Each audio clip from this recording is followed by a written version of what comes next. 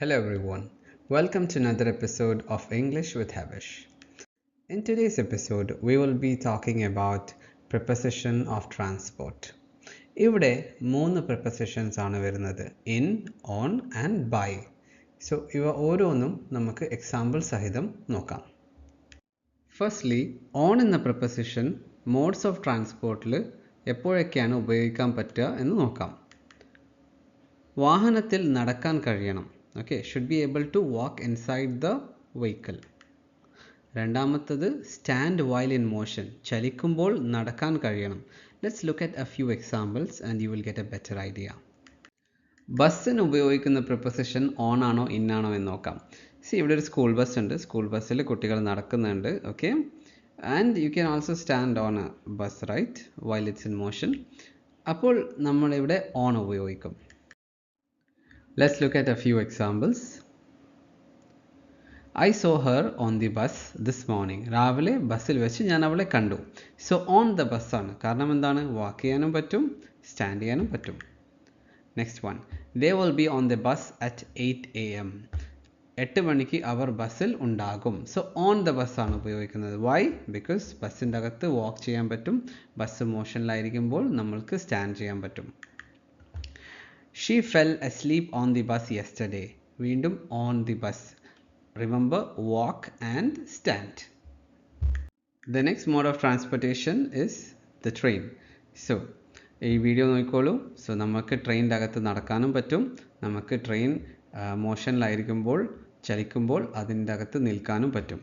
So നമ്മൾ on ആണ് ഉപയോഗിക്കുക. Let's look at a few examples. He met his friend on the train yesterday. ഇന്നലെ ട്രെയിനിൽ വെച്ച് അവൻ അവൻ്റെ സുഹൃത്തിനെ കണ്ടു. So on the train, because you can walk inside, അല്ലേ? പിന്നെ നമ്മൾക്ക് ട്രെയിൻ മോഷനിലായിരിക്കുമ്പോൾ അവിടെ സ്റ്റാൻഡ് ചെയ്യാനും പറ്റും.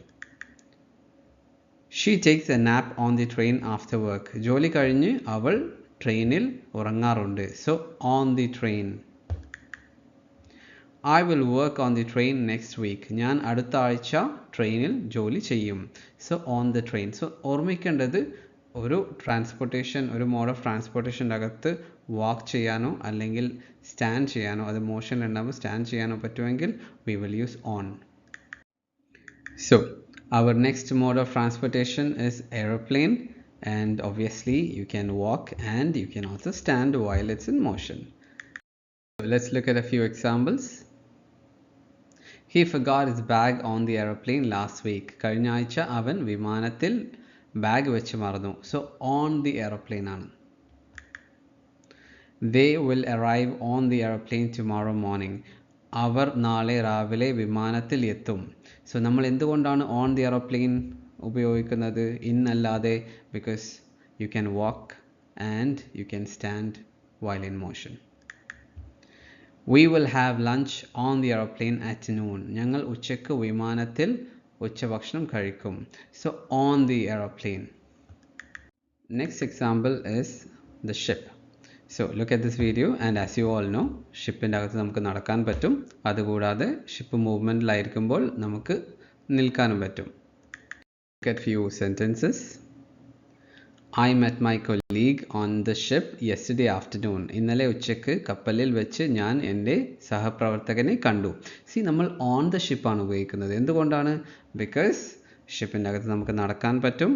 അതുകൂടാതെ ship മൂവ്മെൻറ്റിലായിരിക്കുമ്പോൾ we can stand. So നമ്മൾ on the ship ആണ് ഉപയോഗിക്കുക, in the ship അല്ല. Next example. I usually read a book on the ship in the afternoon. ഞാൻ സാധാരണയായി ഉച്ചയ്ക്ക് കപ്പലിൽ ഒരു പുസ്തകം വായിക്കാറുണ്ട്. Another example. They will be on the ship at 8 AM. അവർ രാവിലെ 8 മണിക്ക് കപ്പലിൽ എത്തും അല്ലെങ്കിൽ ഉണ്ടാകും. So on the ship. So in എന്ന preposition എപ്പോഴൊക്കെയാണ് ട്രാൻസ്പോർട്ടേഷനുമായിട്ട് ബന്ധപ്പെട്ട് ഉപയോഗിക്കാൻ പറ്റുക? Cannot walk inside the vehicle. വാഹനത്തിനുള്ളിൽ നടക്കാൻ കഴിയാത്തപ്പോൾ. പിന്നെ cannot stand while in motion. ചലിക്കുമ്പോൾ നിൽക്കാൻ കഴിയാത്തപ്പോൾ ഒക്കെ നമ്മൾ in എന്ന preposition ആണ് ഉപയോഗിക്കാറ്. കാറിനെ പറ്റി സംസാരിക്കുമ്പോൾ നമ്മൾ ഇൻ ദ കാർ എന്നാണ് പറയാറ്. എന്തുകൊണ്ടാണ്? ബിക്കോസ് കാറിൻ്റെ അകത്ത് നമുക്ക് എയർപ്ലെയിനിലോ ഷിപ്പിലോ അല്ലെങ്കിൽ ട്രെയിനിലോ നടക്കുന്നത് പോലെ നടക്കാൻ പറ്റില്ല. കാറ് മോഷനിലായിരിക്കുമ്പോൾ, മൂവ്മെൻറ്റിലായിരിക്കുമ്പോൾ നമ്മൾക്ക് സ്റ്റാൻഡ് ചെയ്യാനും കഴിയില്ല. So let's look at few examples. First one, we listened to the news in the car yesterday. ഇന്നലെ കാറിൽ ഇരുന്ന് ഞങ്ങൾ വാർത്തകൾ ശ്രദ്ധിച്ചു. ഓക്കെ, അല്ലെങ്കിൽ വാർത്തകൾ കേട്ടു. So we listened to the news in the car എന്നാണ്. കാരണം എന്താണ്? നമ്മൾക്ക് കാറിൻ്റെ അകത്ത് മറ്റുള്ള എയ്റോപ്ലെയിനിലോ അല്ലെങ്കിൽ ട്രെയിനിലോ നടക്കുന്ന പോലെ നടക്കാൻ പറ്റില്ല.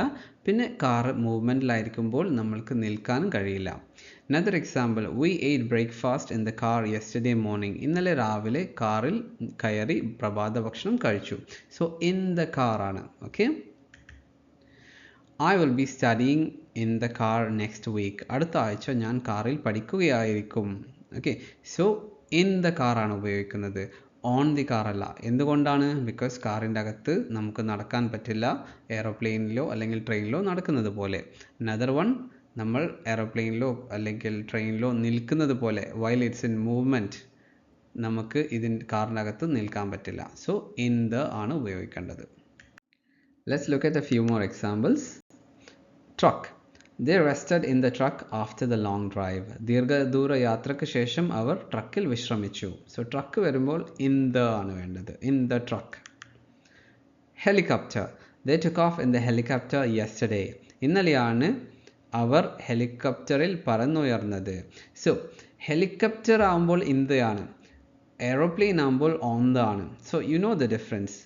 എയ്റോപ്ലെയിനിൽ നമുക്ക് നടക്കാം, ഹെലികോപ്റ്ററിൽ നമുക്ക് വാക്ക് ചെയ്യാൻ പറ്റില്ല. രണ്ടാമത്, നമുക്ക് എയ്റോപ്ലെയിൻ മോഷനിലായിരിക്കുമ്പോൾ മൂവ്മെൻറ്റിലായിരിക്കുമ്പോൾ വി ക്യാൻ സ്റ്റാൻഡ് അല്ലേ, പക്ഷേ ഹെലികോപ്റ്ററിൽ നമ്മൾക്ക് അങ്ങനെ നിൽക്കാൻ കഴിയില്ല, എയ്റോപ്ലെയിനിൽ നിൽക്കുന്നത് പോലെ. Another example, he left his phone in the taxi yesterday. അവൻ ഇന്നലെ ഫോൺ ടാക്സിയിൽ ഉപേക്ഷിച്ചു അല്ലെങ്കിൽ മറന്നു.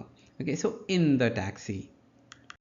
ഡിയർ ഫ്രണ്ട്സ്, ബൈക്ക് പോലെയുള്ള ടു വീലേഴ്സിന് നമ്മൾ ഉപയോഗിക്കുന്ന പ്രിപ്പോസിഷൻ ഓൺ ആണ്.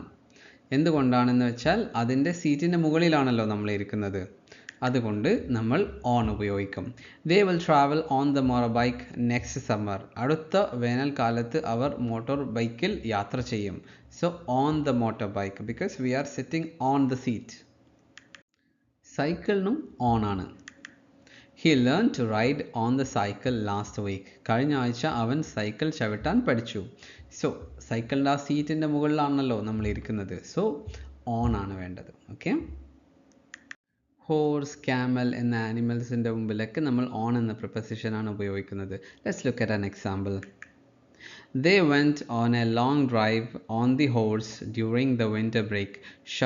ശൈത്യകാല അവധിക്കാലത്ത് അവർ കുതിരപ്പുറത്ത് ഒരു നീണ്ട സവാരി നടത്തി. So they went on a long ride on the horse. On the horse. Okay, because നമ്മൾ കുതിരേൻ്റെ പുറത്താണല്ലോ ഇരിക്കുന്നത്. ഓൾറൈറ്റ്, നെക്സ്റ്റ് വൺ, നമ്മൾ നടന്നു പോകുമ്പോൾ നമ്മൾ ഓൺ ഫുട്ട് എന്നാണ് പറയാറ്, ഇൻ ഫുട്ട് ഒന്നുമല്ല. The boy goes to school every morning on foot. കുട്ടി എല്ലാ ദിവസവും രാവിലെ കാൽനടയായി സ്കൂളിൽ പോകുന്നു. So on foot. Okay, I went on foot എന്നാണ് പറയുന്നത്. ട്രാൻസ്പോർട്ടേഷനുമായി ബന്ധപ്പെട്ട് ബൈ എന്ന പ്രിപ്പോസിഷൻ എപ്പോഴൊക്കെയാണ് ഉപയോഗിക്കേണ്ടത് നോക്കാം. It is commonly used with various modes of transport to specify how someone travels from one place to another.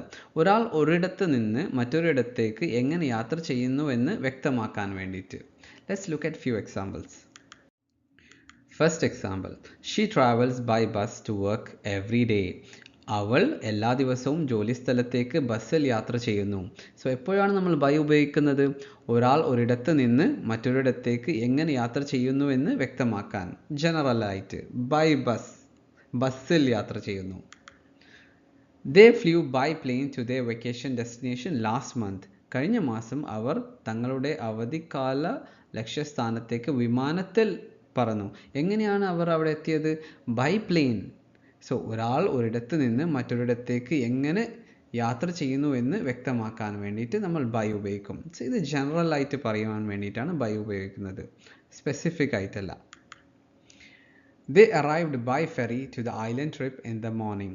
രാവിലെ ദ്വീപ് യാത്രക്കായി കടത്തുവഞ്ചിയിലാണ് അവർ എത്തിയത്. By ferry. നമ്മൾ ഈ കടൽ വഴി, റെയിൽ വഴി, റോഡ് വഴി എന്നൊക്കെ പറയാൻ വേണ്ടിയിട്ടും ബൈ എന്ന പ്രിപ്പോസിഷനാണ് ഉപയോഗിക്കുന്നത്. Let's look at few examples. The company exports goods by sea every month. Company എല്ലാ മാസവും കടൽ വഴി ചരക്ക് കയറ്റുമതി ചെയ്യുന്നു.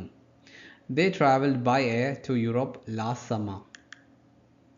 The goods were transported by road throughout the country.